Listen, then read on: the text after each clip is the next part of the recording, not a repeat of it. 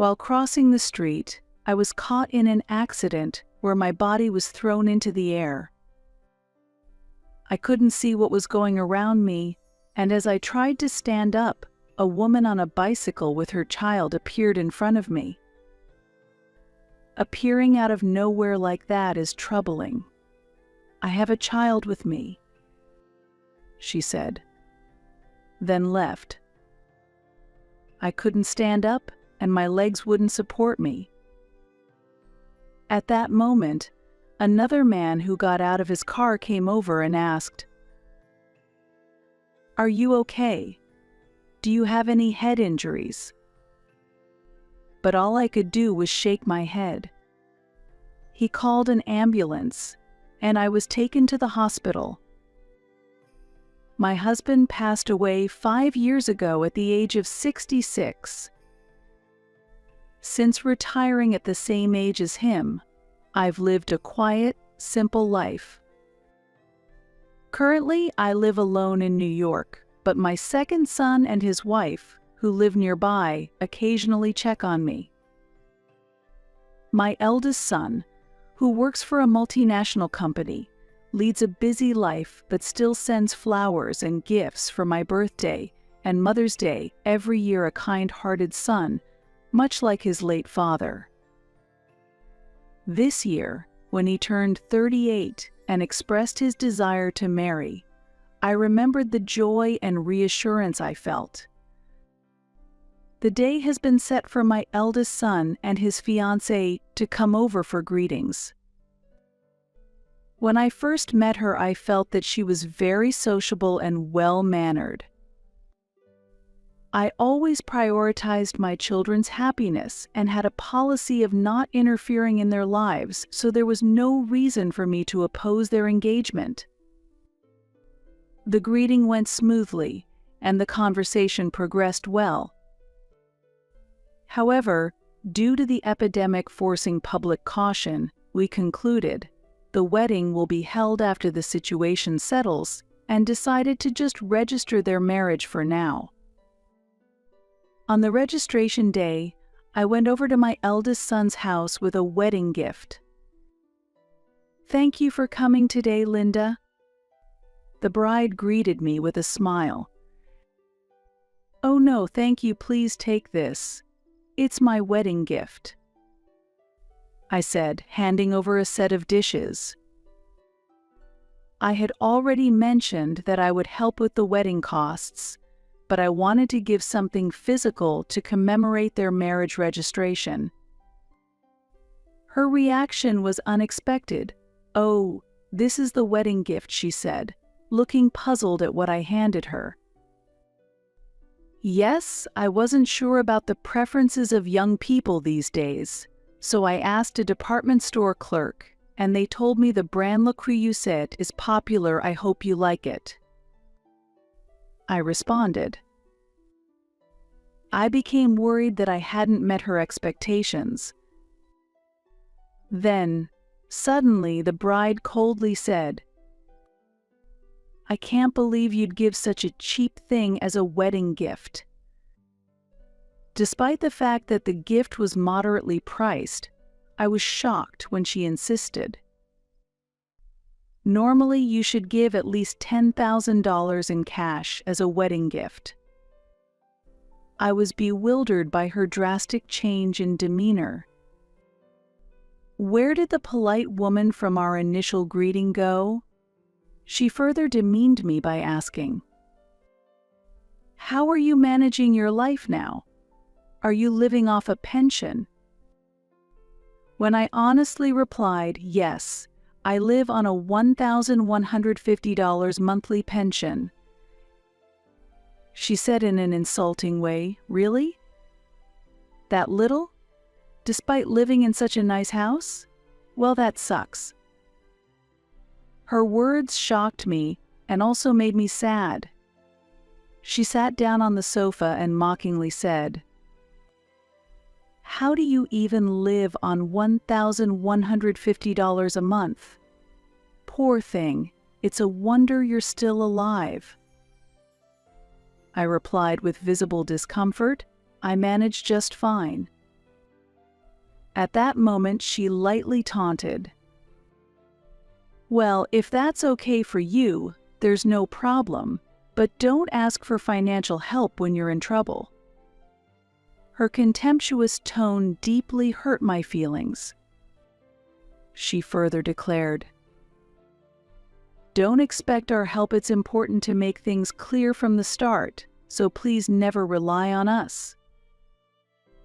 Though she seemed innocent at first, she turned out to be a terrible person with a duplicitous nature. Disgusted by her disdainful attitude, I quickly returned home. Still, I reminded myself, she's the person my son chose, and kept my opinions to myself, although my heart was always troubled.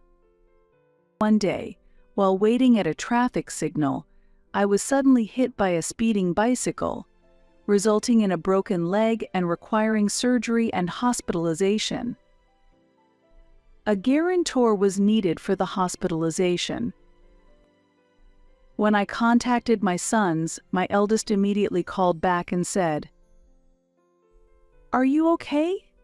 My brother and I are busy, so I'll send my wife right away." Honestly, I didn't want to see my eldest son's wife again, but I had no choice but to endure it. My second son and his wife both worked late, and with 2 children to care for, my eldest must have understood the situation and reached out on their behalf. I had heard that my eldest son often came home late, so with no one else to rely on, I had to ask his wife to come. When she arrived at the hospital, she was clearly displeased and complained. "It's such a pain in the butt to be called out so suddenly." I apologized softly. "I'm really sorry, but if you could just help with the paperwork, that should be fine." But she retorted, "Just because I'm a housewife doesn't mean I'm free." I expected her dissatisfaction, but her blatant attitude angered me. Then she brought up money again, asking, "You can pay for your own hospital fees, right?" While wondering why she assumed I was poor, I calmly replied, "Of course I will pay for myself. You don't need to worry about financial assistance." She signed the hospital and surgery consent forms with a smirk and handed them to me. Afterward, she smugly said, "Please don't involve me in such troublesome matters again." "I'm sorry, I'll ask someone else from now on," I told her.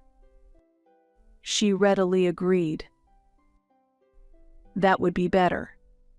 Just the thought of more care and hospital stays is depressing. "I won't look after you in your old age, as I've said before. Don't rely on me."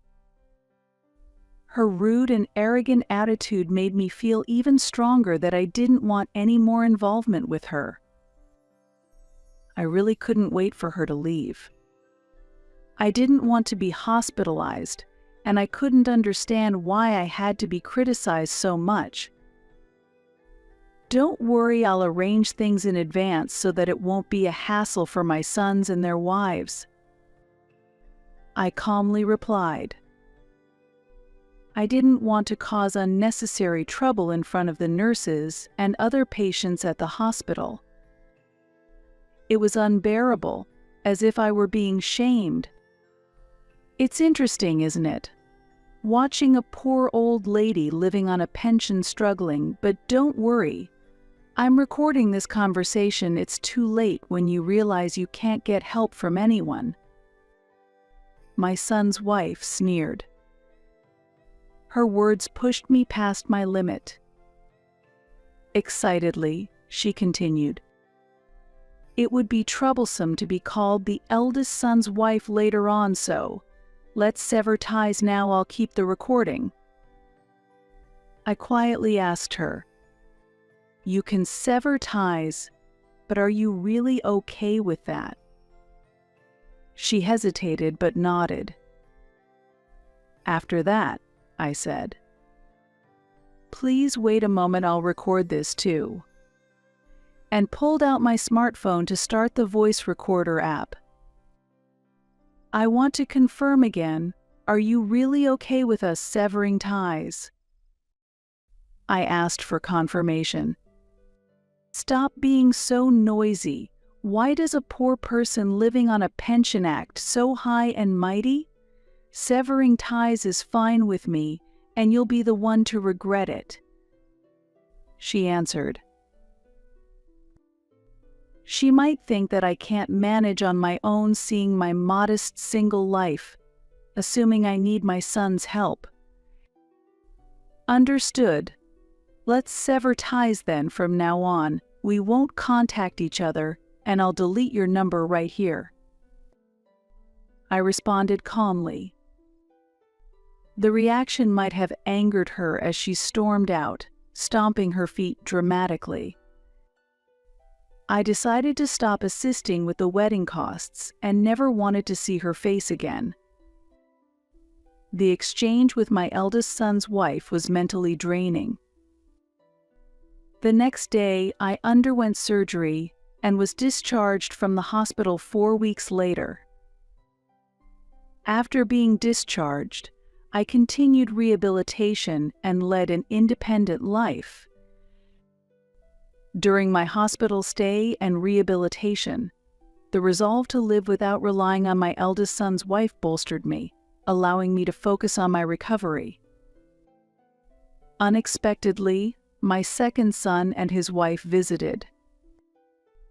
I was grateful that my second son's wife frequently helped with daily shopping.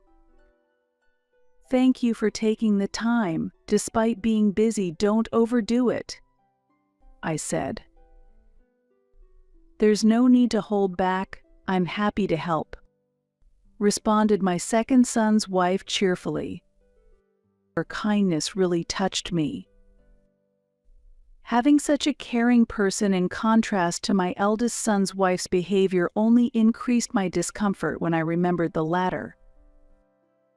Since then, I haven't had any contact with my eldest son's wife. I refused to attend the wedding and formally communicated this to my eldest son.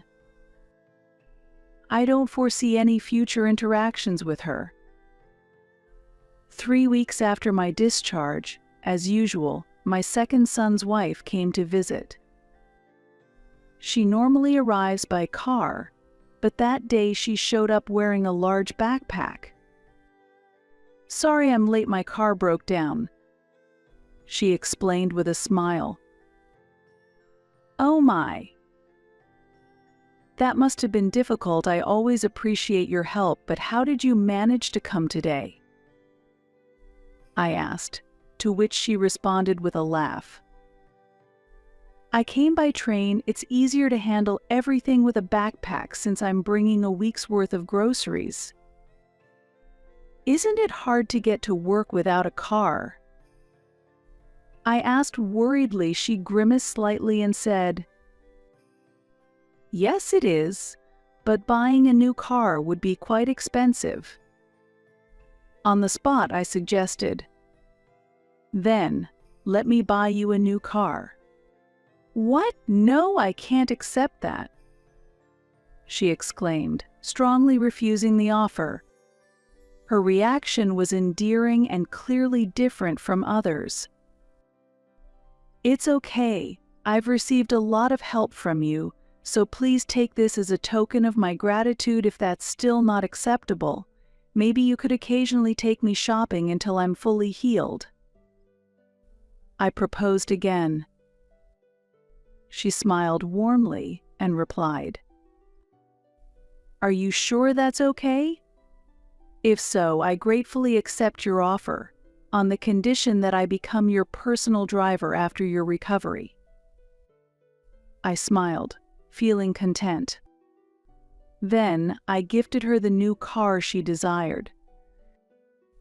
My second son's family continued to look after me and visited often. The unpleasant memories with my eldest son's wife began to fade amidst these peaceful days.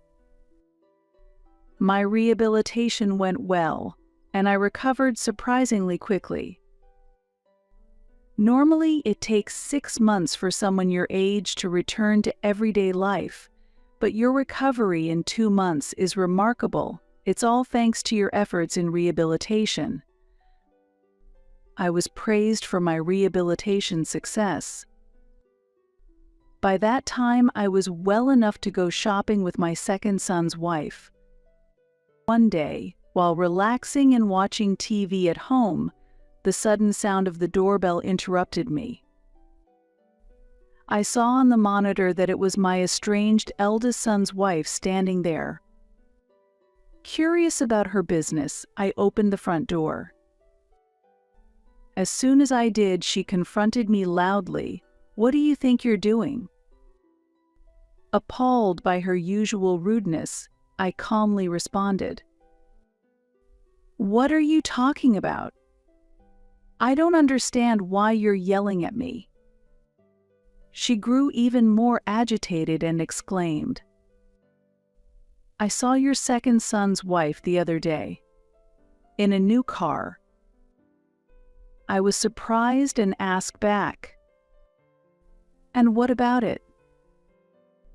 "That car, it's a luxury model that costs $70,000.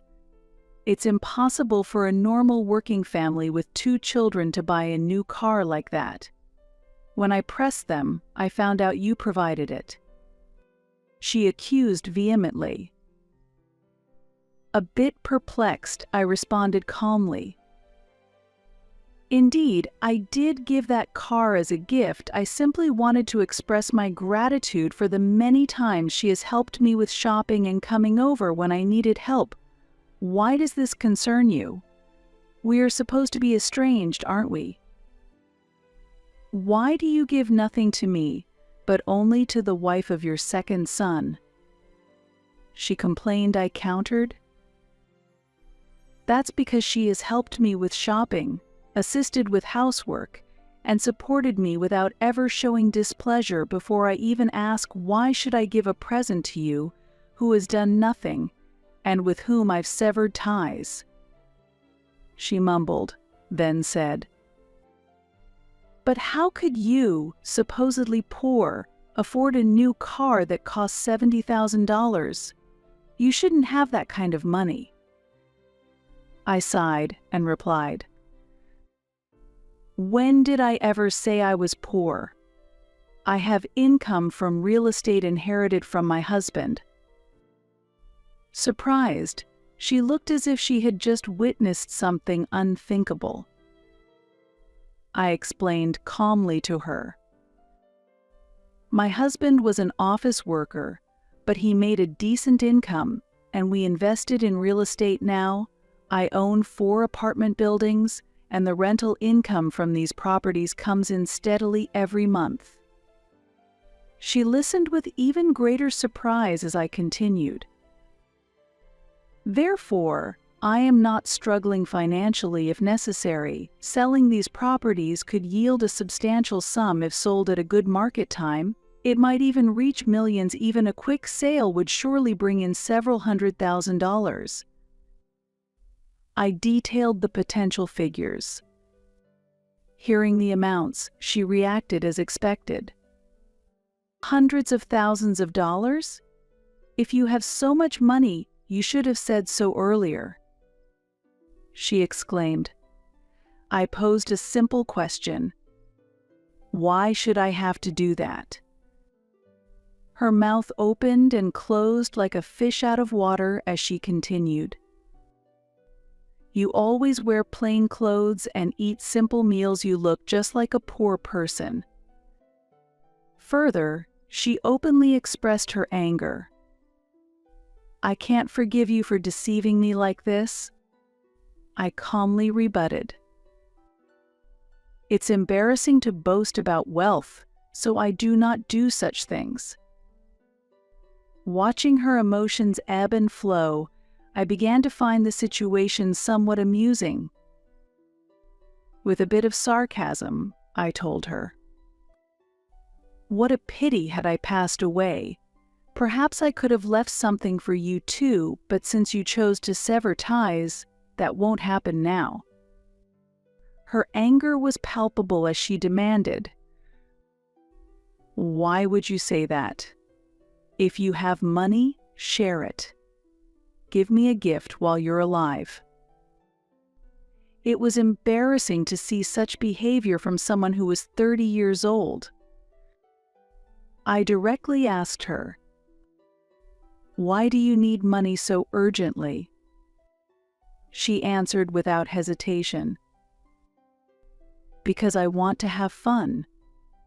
I want branded goods, and I want to spend it on cosmetics. I want to travel abroad and drive luxury cars." Her reasons sounded like those of a child. I was just astounded by her response. Moreover, she began to complain about my eldest son, her husband. "I only get $2,500 a month from him. That's hardly enough to buy luxury brands. Can you believe how stingy he is?" She continued, "I married him thinking he earned $230,000 a year, but I didn't know he would be this stingy." Her words made it clear that she had married for money. Really, why should I have to marry a nearly 40-year-old man if not for the money she boldly stated in front of me, her mother-in-law? I could not tolerate her demeaning my son like that. It was at that moment. "Then let's divorce," a calm male voice said from behind. I turned around and there was my eldest son standing. Hearing his voice, his wife was at a loss for words. "What, why, how are you here?" she stammered, unable to hide her surprise. "I heard from Mom that she wouldn't attend the wedding, and I got worried. It's been a while since we've seen each other," he replied quietly. His tone conveyed his anger. Whenever he gets angry, he speaks in a controlled, calm manner.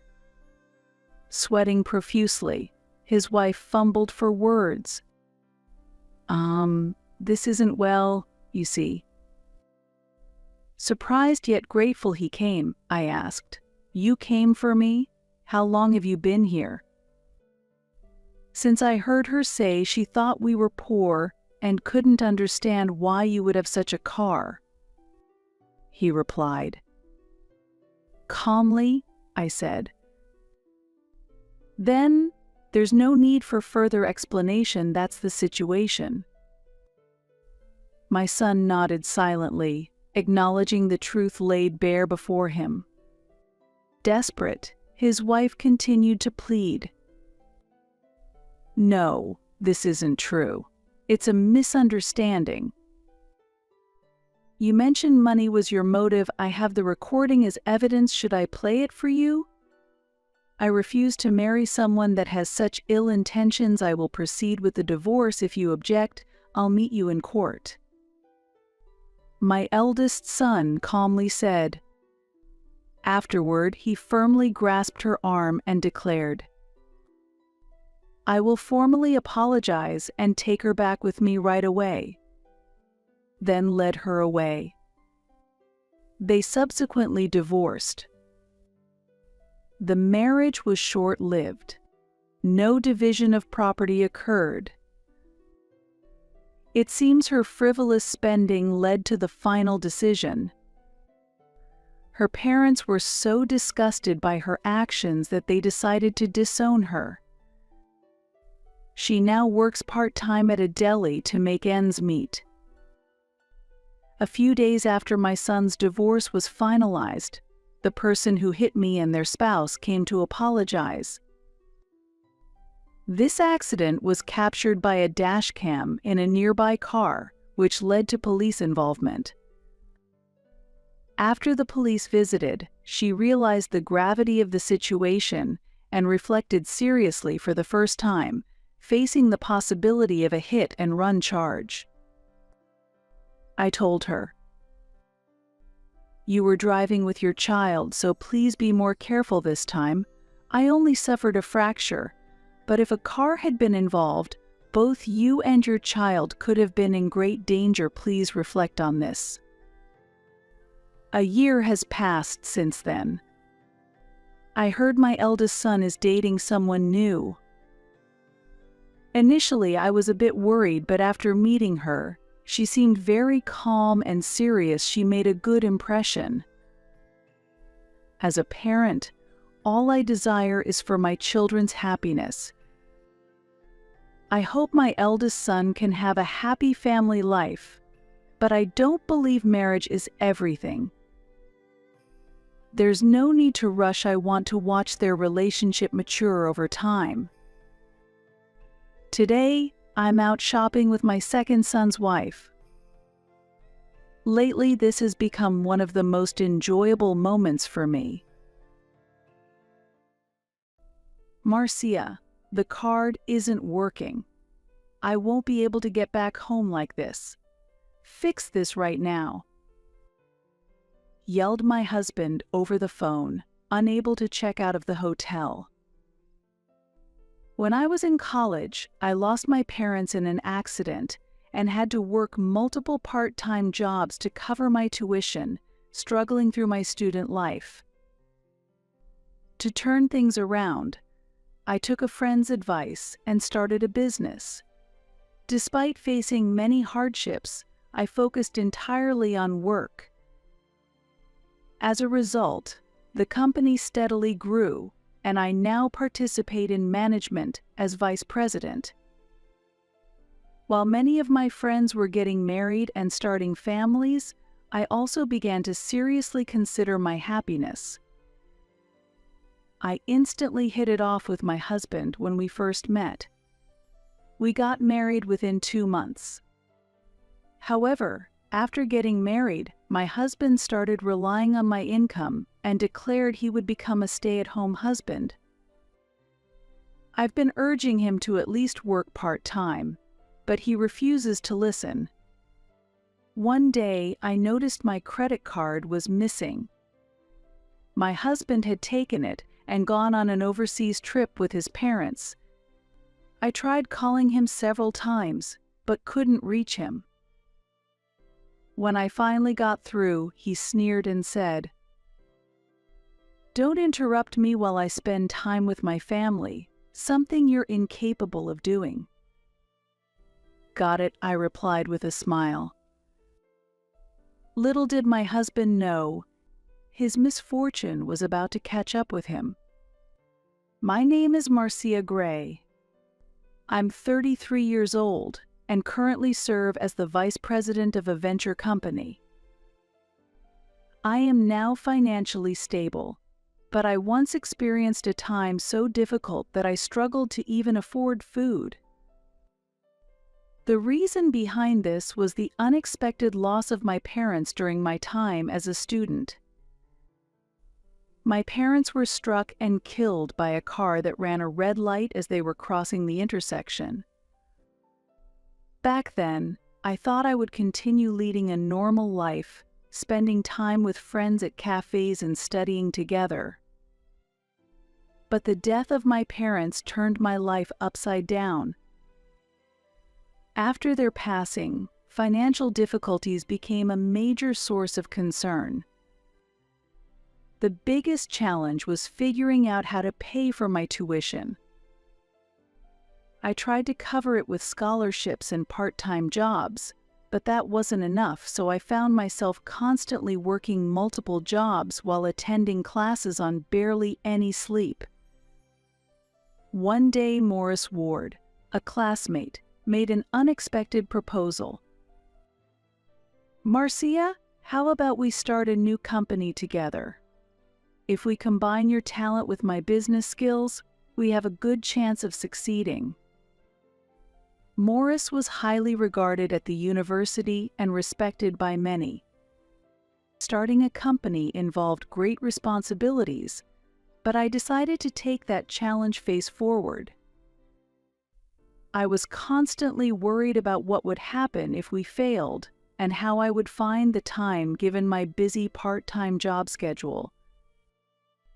But how will we handle it if we fail? Besides, I'm too busy with part-time work and don't have the time, I said. Morris smiled warmly, as if he fully understood my concerns. I then saw a determined spark in his eyes. "Don't worry, we'll succeed," he assured me. His confident words had a strange way of bringing comfort, and his charisma made even the impossible seem within reach. At that moment, I felt a strong need to break free from my current situation, so I agreed, and we founded a venture company while still in university. During the initial stages of funding, we frequently faced rejection from banks, making it extremely difficult. Hiring was also a major challenge, as it wasn't easy for a small startup to attract talented people. Even after placing job ads, few applicants came forward, and finding the right candidates was very tough. However, thanks to Morris's calm decision-making and precise advice, we gradually strengthened our team. As a result, the company steadily began to grow. Morris and I developed a deep trust in each other, overcoming many challenges together, and solidified our bond as key business partners. As time passed and I reached the age of 33, I suddenly realized that I had devoted almost all my time to work. I didn't regret the effort I put into paying for my education and supporting myself alone. I take pride in the company I built from the ground up. The business is thriving, and as a venture, it has achieved notable success. Over 10 years have passed, and both the number of employees and revenue have significantly increased. However, as close friends around me began getting married and starting families, I realized that my life revolved entirely around work. In a moment of self-reflection, I started questioning my current lifestyle. One day, after a lunch meeting, I was talking with Morris and suddenly voiced those feelings. "Morris, lately I've been seeing friends my age getting married, and it made me think." Morris was a bit surprised by the unexpected topic. "What's this all of a sudden?" he asked. "I've been focused solely on work since graduating from university, but I'm starting to wonder if that's really okay." "Are you saying you want to get married?" Morris asked in return. After hearing my thoughts, Morris pondered for a moment before responding. "If you're not satisfied with how things are now, seeking change is one option." "I see. Life isn't just about work. That applies to marriage too. But if you want to enrich your life moving forward, I recommend taking that first step." Hearing those words gave me a chance to reflect on my life and reconsider my direction. I had never really thought deeply about anything outside of work before. Encouraged by Morris, I decided to start looking for a partner. A friend introduced me to a safe matchmaking app, and I started using it right away. I scheduled dates after work, spending time at restaurants, bars, and movie theaters. After several dates on the fourth one, I met Ryan Torres. I was swamped with work and not good at household chores, but Ryan was efficient and excelled at cooking and cleaning. He understood my busy schedule and never got upset, even if I had to cancel a date. Our relationship progressed smoothly, with both of us thinking about marriage from the beginning. Just 2 months after we started dating, we decided to get married. However, right after the wedding, Ryan suddenly announced that he was quitting his job and becoming a stay-at-home husband. I was surprised by this unexpected turn of events and couldn't hide my shock. "What just happened?" I asked, bewildered. Ryan replied calmly, "From now on, I'll handle the household chores so you can focus on your work." "But why would you make such a decision without even discussing it with me?" As I struggled to process this, Ryan nonchalantly explained, "You're earning an income, so there's no issue. If I take care of everything at home, it'll make things easier for you." I was stunned by his response. Was he planning to completely rely on my income?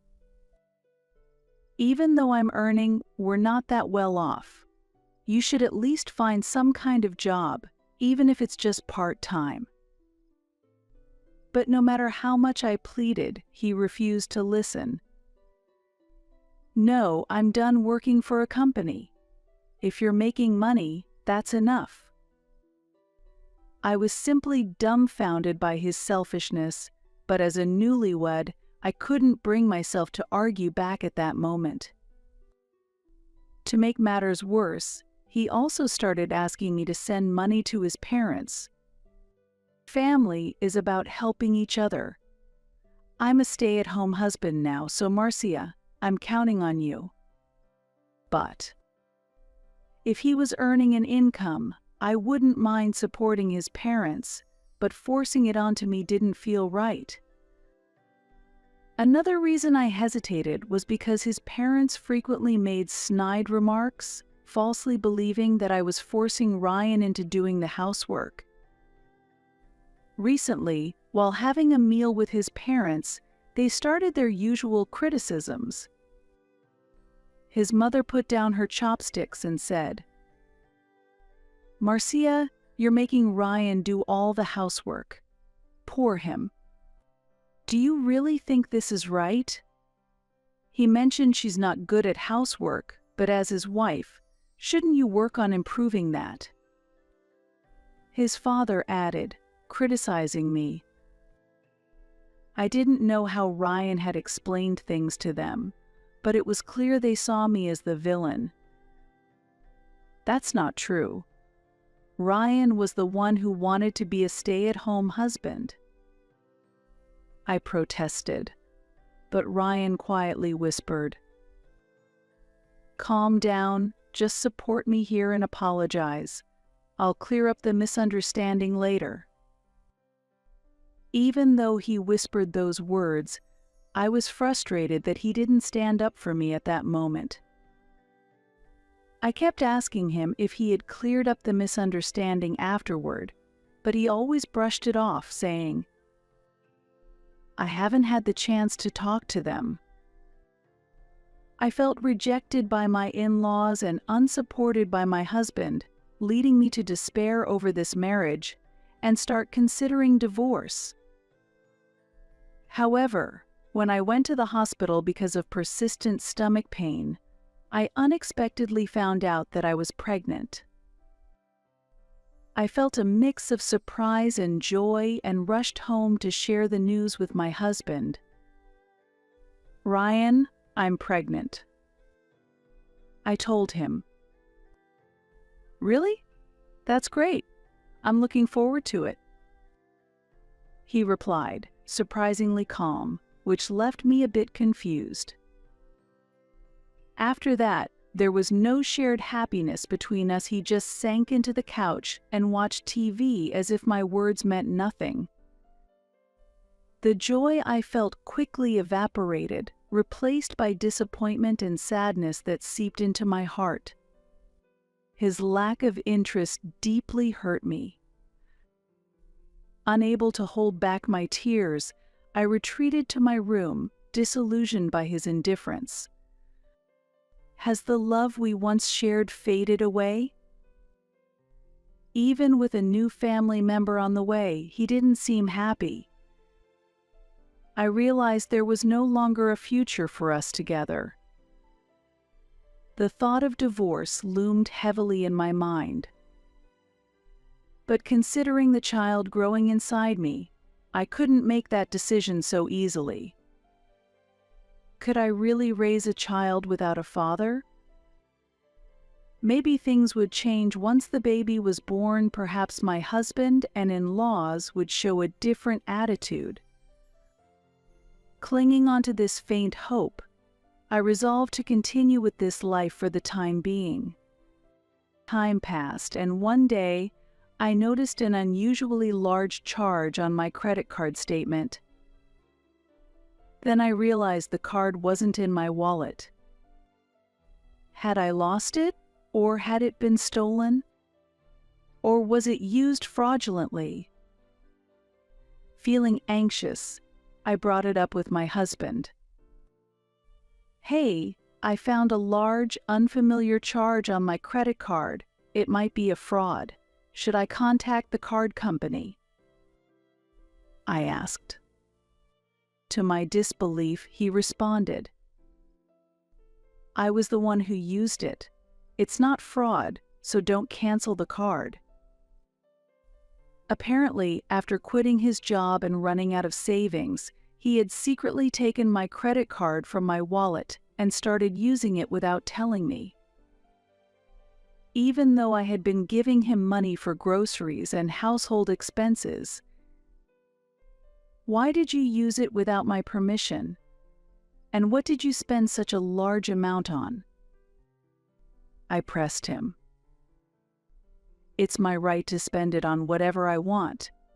I just need some money I can use freely." He shot back. "Then get a job and buy things with your own money." I retorted, but this was a conversation we had repeated countless times. No matter how much I pleaded or got angry, my husband had no intention of working. The man I once thought would support our household was now hardly cooking meals, relying mostly on takeout and delivery, and barely keeping the house clean. When I complained about this, he lashed out in anger. "You're the one making the money, so what's the problem? I'm your husband, and I'm doing the housework as a stay-at-home husband. I have the right to at least that." He shouted, and eventually stormed out, saying he was going back to his parents' house. Anger and sadness filled me over his actions. Aren't families supposed to support each other? I'm pregnant now, but I'm starting to seriously doubt how much he really cares about our future as a family. My hard work has built the career and income we have now. Just because we're family doesn't mean I can accept him making large purchases without consulting me. I took deep breaths repeatedly to hold back the tears and anger. That night, he suddenly returned home with his parents. The door burst open, startling me as I stood up. The moment his parents came in, they immediately began their harsh criticism. "It's because you've been forcing housework on Ryan that he's been neglecting his duties." They accused me. "As a woman, you should be doing the cooking, laundry, and cleaning. Don't use work as an excuse to slack off." They continued. My anger reached its peak. Being pregnant and already feeling unwell, I couldn't bear being blamed like this. I had already decided to get a divorce, so I lashed out with anger in my voice. "That's impossible. Don't act high and mighty when you don't even know what's really going on. You'll regret it if you keep acting like this." They looked shocked by my cold tone. I realized it was pointless to argue with my in-laws, who had been misled by my husband, and even after explaining that he wasn't working, they refused to believe me. So I decided to say nothing more. I couldn't shake the feeling that they would regret this later, but at that moment I felt the painful sting of betrayal from the husband I once believed would protect me. Then, my mother-in-law pulled out some documents from her bag and slammed them onto the dining table. "If you don't reflect on your actions, we're demanding a divorce. Sign this and get it done," she said, and my eyes were glued to the papers. I never imagined they'd present it to me like this. In fact, I had been planning to propose divorce myself. Thinking this might lead to a court battle, I signed the papers. My hand trembled so much that even gripping the pen was difficult. Fighting back my anger, I forced myself to sign the documents and said, "There, it's done." With that, my husband and in-laws left. I realized I had forgotten to ask for my credit card back, and a deep sense of despair washed over me. Immediately after, a sharp pain suddenly shot through my abdomen, unlike anything I'd ever experienced before, and I collapsed onto the floor. My breathing grew rapid, and sweat began to pour from every part of my body. My vision blurred, and the unbearable pain numbed my senses. I tried to say, "What's happening?" but the words barely escaped my lips. With each breath, the pain intensified, and my body spiraled out of control. I struggled to drag myself across the floor, desperately reaching for my phone. My fingers trembled as I clawed at the floor, inching forward with every ounce of strength I had left. The searing pain threatened to steal my consciousness. I finally connected the call and, in a trembling voice, managed to explain the situation. "Help. I'm in severe pain. I'm pregnant." I gave them my address and ended the call. The pain wouldn't let up, and my vision grew even hazier.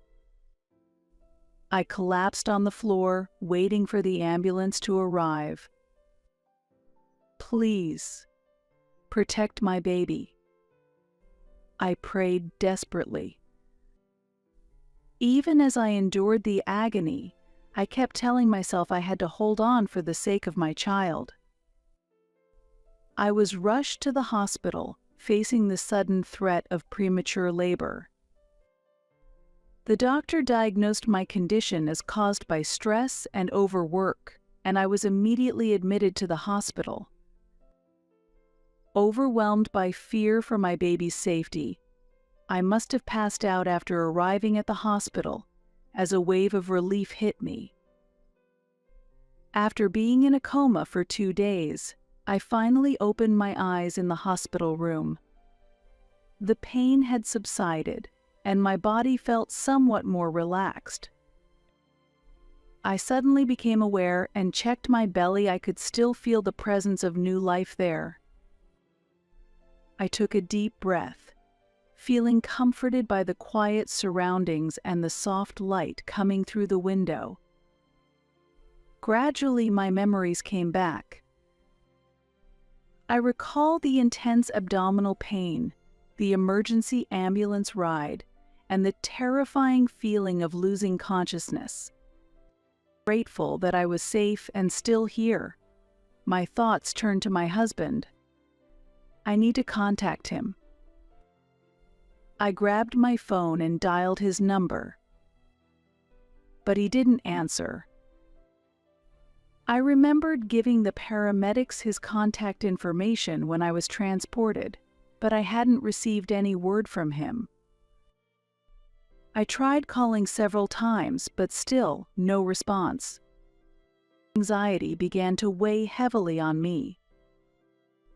On the 5th attempt, he finally answered, but his voice sounded strange, and the connection was poor. "What do you want at this hour?" he asked. I was rushed to the hospital due to signs of premature labor. It happened after you and your parents left. I asked him to bring some necessities, but his response shocked me. That sounds tough, but I'm overseas right now, so I can't do anything. Overseas? Why? I asked, stunned. I'm enjoying a vacation in Singapore. Don't bother me while I'm spending time with my parents to fulfill my filial duty, something you can't handle, he replied. I was left speechless. There's no way an unemployed man could afford an overseas trip. But since he kept emphasizing filial duty, there must have been some source of funds. With my voice trembling, I ended the call with a simple "got it." Afterward, I went straight to the hospital's gift shop, purchased stamps and an envelope, and then made a phone call to a certain number. The next day, my husband called in panic. The card's not working. I can't get back home like this. Fix this right now, he demanded. I canceled the card. I calmly replied, though inside I was seething with anger. What? I can't pay for anything. What are you going to do about it? He asked, growing more desperate. That's your problem, I answered firmly. This isn't just my problem. I'm still your husband.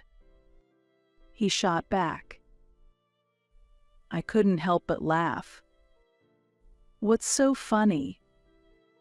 He asked, clearly confused. Our marriage is almost over. The divorce process is already underway, I said, and his voice shifted to a tearful tone. Please just let me use the card temporarily so I can get home. I'm begging you. He pleaded, but my heart was unmoved. Figure it out on your own. You're no longer my concern. I coldly responded and ended the call. 3 days later, Morris, my friend and the company president, came to visit me. Don't worry about work, just focus on resting for now, he said, to which I replied with a smile. It's the first time I've done absolutely nothing like this. But just then, the hospital room door burst open. My ex-husband and his parents, freshly returned from overseas, stormed in. The moment he saw me, my husband shouted, "What have you done?" I had to borrow money from a friend just to get back home. His mother screamed. This is unbelievable. How could you put us through this? His father joined in, yelling. Our son's carefully planned trip was completely ruined. Their fury exploded as Morris and some passers-by watched. Despite the commotion, I remained calm. He paid for the trip with my credit card, without my knowledge. The moment I said that, the atmosphere in the room shifted. My in-laws exchanged stunned and bewildered looks, their faces reflecting the shock as if they had been struck by lightning. I continued speaking. Right after we got married, he announced he would be a stay-at-home husband and quit his job.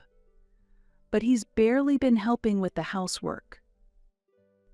As these words quietly echoed through the room, I could see the visible distress on my in-laws' faces. What? Ryan isn't working? That can't be true. He told us he had a job.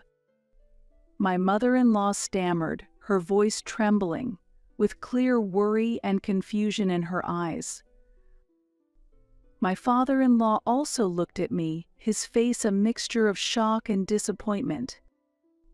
The truth is, he's been unemployed the whole time, and I've been the one supporting the household. Hearing this, my in-laws turned to my ex-husband with expressions of disbelief. Their eyes were filled with betrayal and deep disappointment. My mother-in-law pressed her lips together tightly, while my father-in-law clenched his fists in anger. My ex-husband couldn't do anything but avert his gaze under their piercing stares. At that moment, Morris began to speak. "Mr. and Mrs. Torres, I have something important to discuss with you. I'm the CEO of the company where Marcia works. Through our conversations, I've been made aware of Ryan's unemployment and the fact that Marcia has been the one financially supporting the household." As Morris said this, my in-laws' faces showed shock and disbelief. He calmly presented his business card and showed them the company's website. They took the card, their hands trembling as they examined it. They couldn't deny the truth any longer, and their expressions became a blend of astonishment and confusion. As a matter of fact, our company is currently a key client for a major project at Mr. Torres's workplace. However, we do not wish to continue working with unreliable partners. This can't be happening. What's going to happen to the project? Ryan, how are you going to explain this?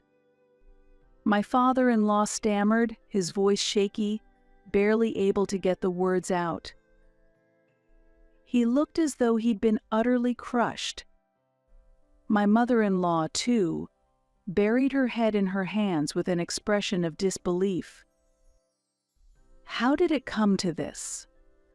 They were both pale, their despair evident. Wait. Marcia, please help me. I want to make things right. Ryan pleaded. My ex-husband grabbed my hand tightly, desperately pleading with me. His eyes were filled with despair and fear, and his hand trembled. Given how he had ignored me in the past and done as he pleased, I wasn't surprised to see him begging like this. It's too late. I can't forgive your past actions, and this is the end, I said firmly, pushing his hand away with determination. Please help me. He begged, dropping to his knees on the floor. At that moment, Morris presented some important documents. Can you still say the same thing after seeing this? The documents revealed an investigation Morris had quietly conducted into my ex-husband's actions. They detailed how he had falsely claimed to be sending money to his parents while actually keeping it for himself, and how he had been recklessly spending my income. I can't tolerate anyone hurting a valuable business partner, Morris said, revealing his intentions with a hint of shyness. But his eyes showed a strong resolve. I've already been in touch with our lawyer. You should prepare to compensate. Morris calmly informed the three of them with a polite yet businesslike smile. I felt an overwhelming sense of gratitude and relief for all that Morris had done for me. As I lay in my hospital bed, I gazed out at the scenery through the window. Since that day, the stress had lifted, and I recovered from the threat of premature labor, eventually giving birth to a healthy baby. My heart is filled with a mix of emotions: joy at the birth of new life and the exhaustion from childbirth. Morris and my colleagues even visited to celebrate, and I've been enjoying fulfilling days. After being discharged, I moved into a new apartment that Morris had arranged. Thanks to his thoughtful care, we chose a new address where my ex-husband and in-laws would never find us. This has ensured our privacy and safety, free from any unnecessary interference from them.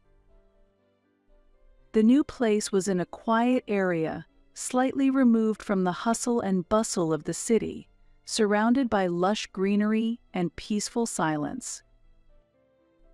It's an ideal environment, free from the noise of the city, where one can spend peaceful moments and enjoy the tranquility of nature.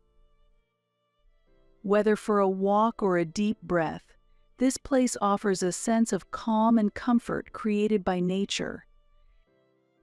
Here, my newborn baby and I are beginning a new chapter in our lives. With this fresh start, there is as much anticipation as there is anxiety, but the presence of supportive people around me has greatly eased that anxiety. A few weeks have passed since I gave birth, and I'm currently on maternity leave, spending some slow and peaceful time with my baby. During this precious time, Morris visits us regularly, bringing essentials and other necessary items while always offering words of encouragement. One day, he arrived again with new supplies in hand. Seeing us, he asked with concern, "Marcia, how are you feeling?" "The baby looks healthy, and that's what matters most." "Thank you, Morris. We've been able to get through this because of your unwavering support," I replied, expressing my gratitude. After inviting him inside, I gently laid the baby down in the crib and prepared a warm cup of coffee for him. Looking slightly tense, Morris brought up an important topic. "I need to talk to you about your ex-husband and his parents," he said. "Is something wrong?" I asked. Morris then revealed that he had been keeping an eye on their situation to ensure our safety. They sold their house to pay the compensation and are now living in an old, run-down apartment. Your former father-in-law lost his job and all three of them are working around the clock," he reported. He placed some documents on the living room table. "It turns out my ex-husband has been struggling with daily labor at an unfamiliar construction site. His laziness from his days of helping with housework persists, leading to frequent scolding during work. As a result, he's finding it very difficult to adapt to his current job. Meanwhile, my former mother-in-law works 2 jobs during the day as a cashier at a supermarket, and at night on a sandwich production line, tirelessly working without rest. She's suffering from back pain, but doesn't have the time or money to seek treatment due to her busy schedule. As for my former father-in-law, he's been searching for a new job, but his age and lack of relevant experience have been major obstacles. Unable to find his desired position, he's been forced to work as a cashier at a supermarket during the day and as a janitor at night." Listening to all this, a swirl of complicated emotions filled my heart. But more than anything, I felt that their current struggles were the consequences of their own choices. I briefly felt a pang of sympathy, but it quickly faded. Staying calm, I said, "Well, that's the result of them betraying us." Morris nodded in agreement and said, "You're right. Now you're finally free. Let's focus on your happiness and the baby's well-being from here on." I wholeheartedly agreed with Morris's words and felt, more than ever, that my life from now on would be dedicated to my child and me. The difficulties and pain of the past are now behind me, and I'm ready to embark on a new beginning. Afterward, through my lawyer, I demanded that my ex-husband and in-laws pay the alimony and return the savings that were used without permission. Though they claimed they were unable to pay, I had no doubts anymore. For the sake of my and my child's future, I stood tall and faced them head-on. I won't be thinking about marriage anymore. From now on, I'll live a happy life with my child, I declared with a smile. Morris responded, "That's the right decision. You're incredibly strong, and you deserve all the happiness that's coming your way," offering me words of encouragement. Our future is now focused on finding happiness together with my child. This confident new beginning marks a significant step forward for us.